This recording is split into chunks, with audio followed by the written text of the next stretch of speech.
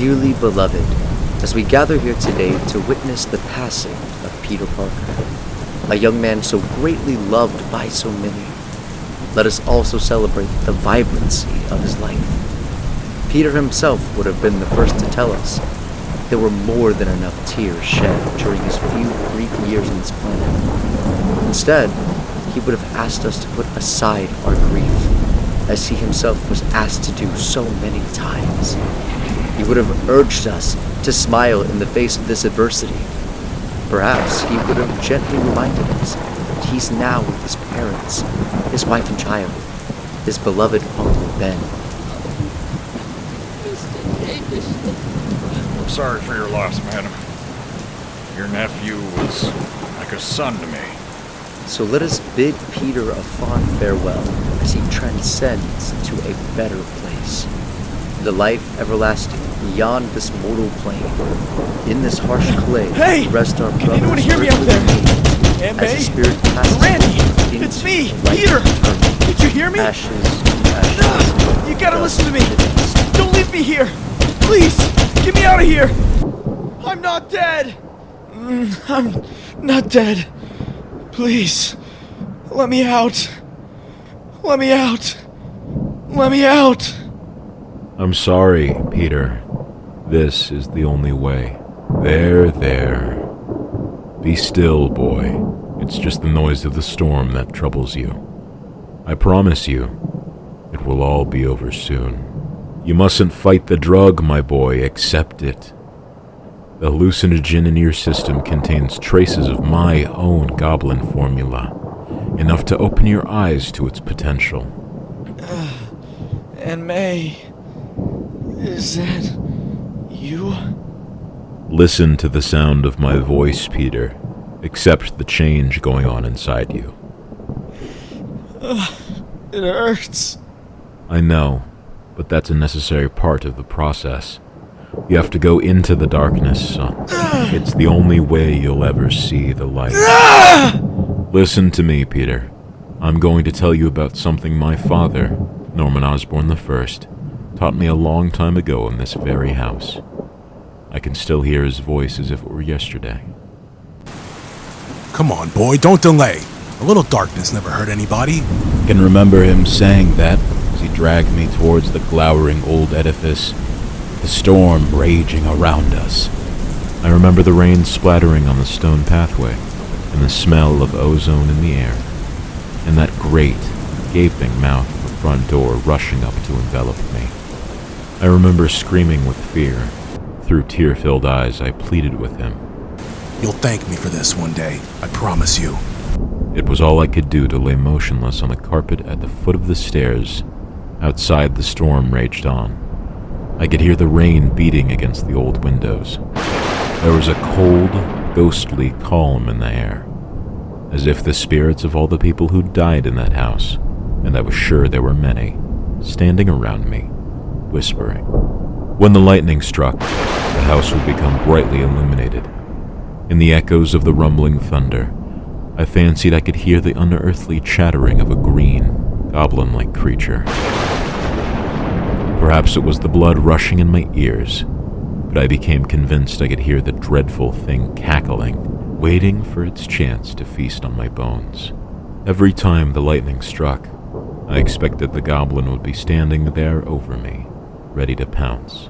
I began to pray for the darkness to last just a little longer each time. And I began to hate the light. By the time morning came, I had fully accepted my fate. The goblin was a part of me. I had overcome my fear of darkness, and a new fear had taken its place. It's taken me until now to understand the lesson my father tried to teach me that night, Peter. We must accept the unknown or be devoured by it.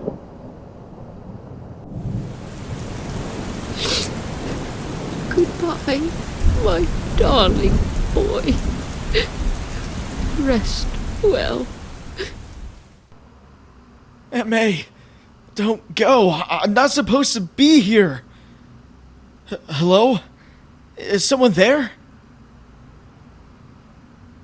Uncle Ben? Is that you? I'm here, son. Just as you always knew I would be. Oh my gosh. But I killed you. Oh, Goblin, I'm so sorry for what I did. It's okay, buddy. I know you didn't mean it. It was an accident. I forgive you, Peter. But I don't understand. Isn't MJ here? And Gwen? My parents? No, Peter. It's just you and I. Uncle Ben, this isn't right. You're not him! Ugh! You stupid boy. I suppose I should be gratified that you're not such an easy mark. A lesser man would have folded long before now. All the better for us both, perhaps. I'm going to have to undo you, Peter. Make you want the darkness. You'll understand in time.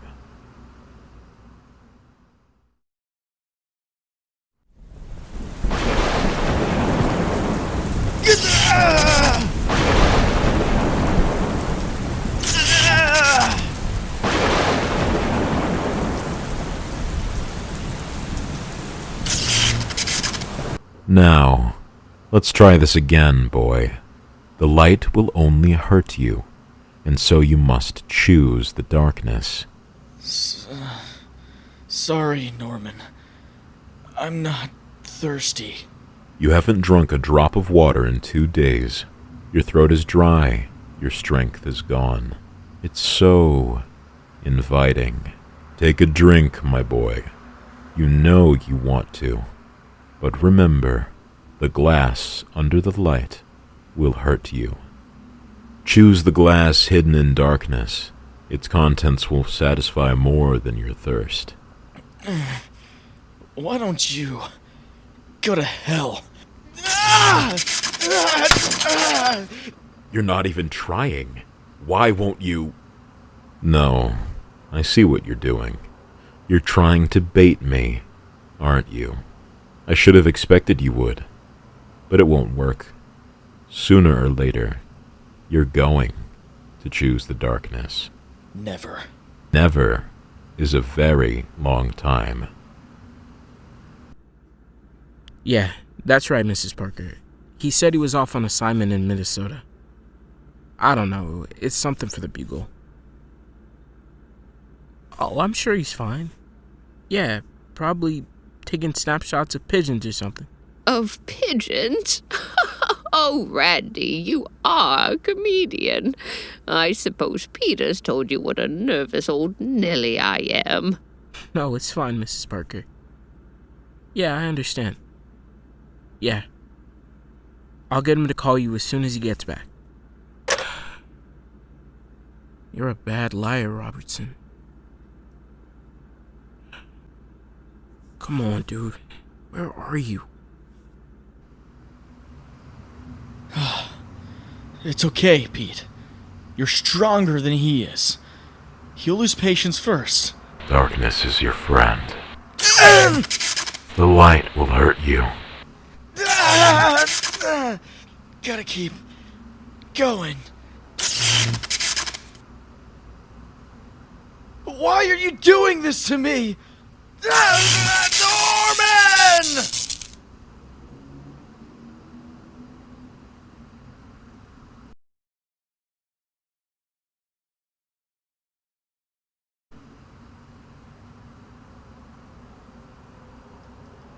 Peter. You're Spider-Man. You're Spider-Man. Don't lose it. Keep it together. Peter, Why? Why are you doing this, Osborn? I want to give you a gift, Peter, but you can only have it when you're ready to use it. I'm going to tell you a secret, son. It's about us, you and me. I want you to think back to a few years ago, just after the birth of little Normie, my grandson. At the time, I was exiled to Europe, but as you may understand, I was anxious to return. I wasn't going to let a few thousand miles come between me and the child. You don't know how exhilarated I felt as I came across Manhattan, expecting to see the boy for the first time, perhaps even to spirit him away and guide him to manhood myself. Finally, I thought, a true heir to be molded into a true Osborn. I flew over the hospital, cackling with anticipation, but imagine my surprise when I glided down towards the window of the infant ward, only to find someone else had arrived before me. It was you, unbidden and unnoticed. You'd come to watch over my grandson, my greatest enemy. And you wanted to protect the child, just as I did. And that's when I realized the heir to the Osborn legacy has been under my eyes all along. You think I ever wanted it to be my idiot son, Harry? That drug-addled moron had trouble enough tying his own shoelaces, let alone running a global empire like Osborn Industries.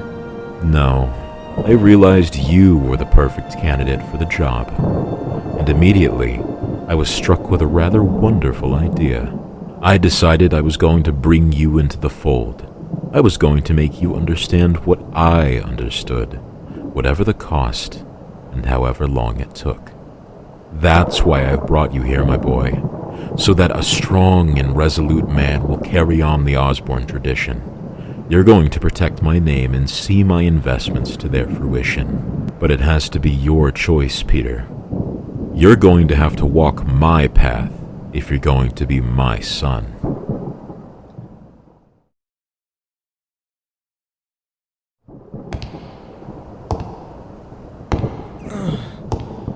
Spider-Man. Good guy.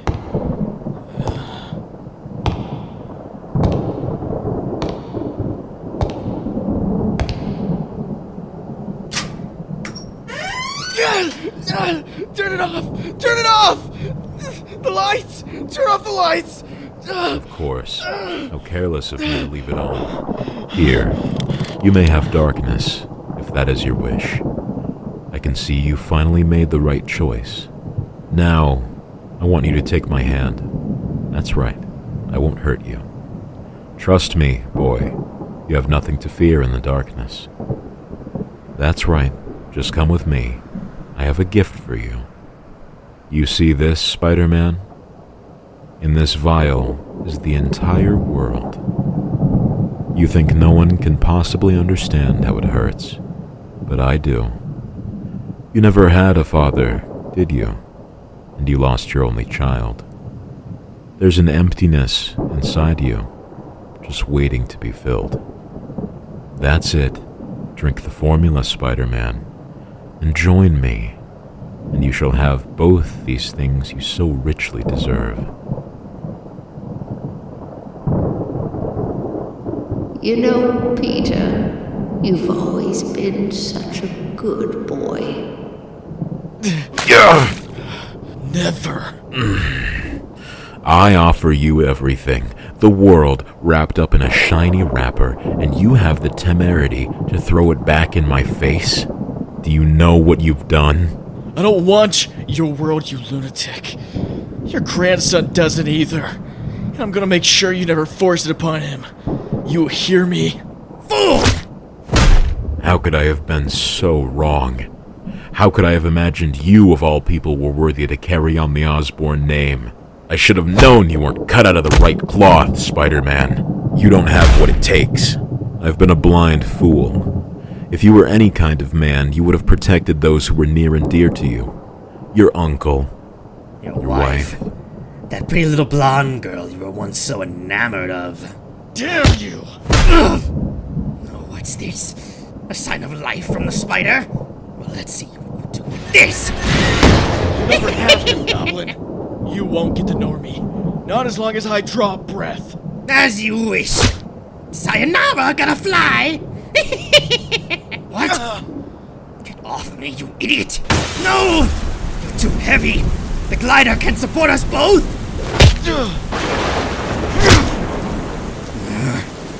I should have finished you before when I had the chance. Believe me, boy.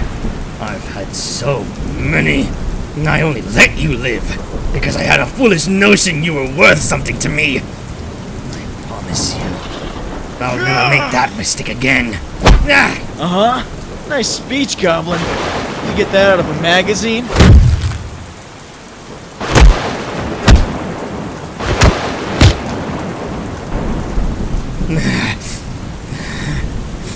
What you said, boy? You ready for a little more? You see, Parker, I always knew I could defeat you anytime I wanted. Never! Never, you hear me? Never! Get used to the view, Norman. Because it's the only view you'll ever get. I always come out on top. Because you don't have the heart. And you don't have the soul. You never beat me, Norman. You never could. And you never will. I already did. Don't deny it, Parker. We both know it's true. You may have bested me physically. Perhaps you are smarter, more resolute than I. But I have beaten your spirit. You and your puerile little displays of gallantry. They may work for the masses, but do you really think they could fool someone like me?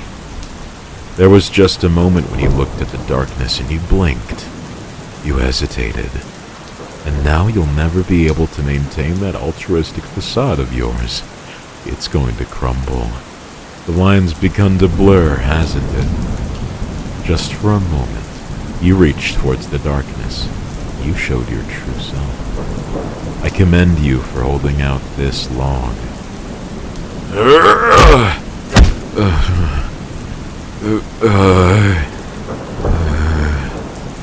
We are so alike, you and I.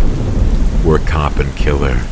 The same psychological profile, one small step removed from being exactly the person we hate the most.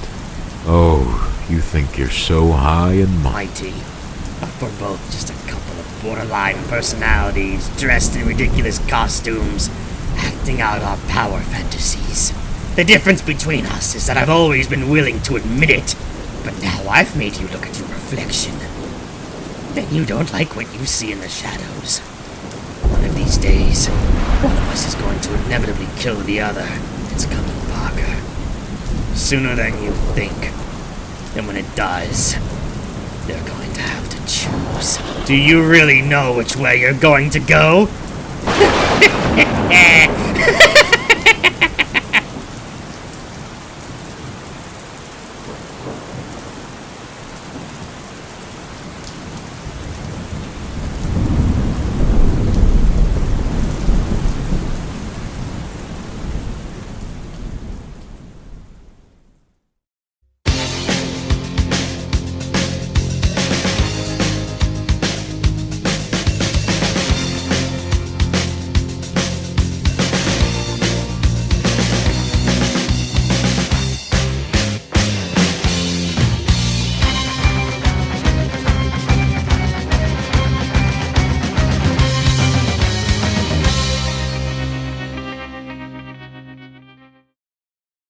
Hey there, my fellow webheads. Just wanted to swing on by. Get it? Because it's Spider-Man, so I swing around on. Anyways, if you like this content, if you want to help support your fellow neighborhood Spider-Man and everyone else included in these, feel free to like and subscribe. If not, don't worry about it, but there's more to come. So, doesn't hurt nothing, right? Anyways, I gotta go fight some more crime, so I'll see you guys in the next episode. See ya!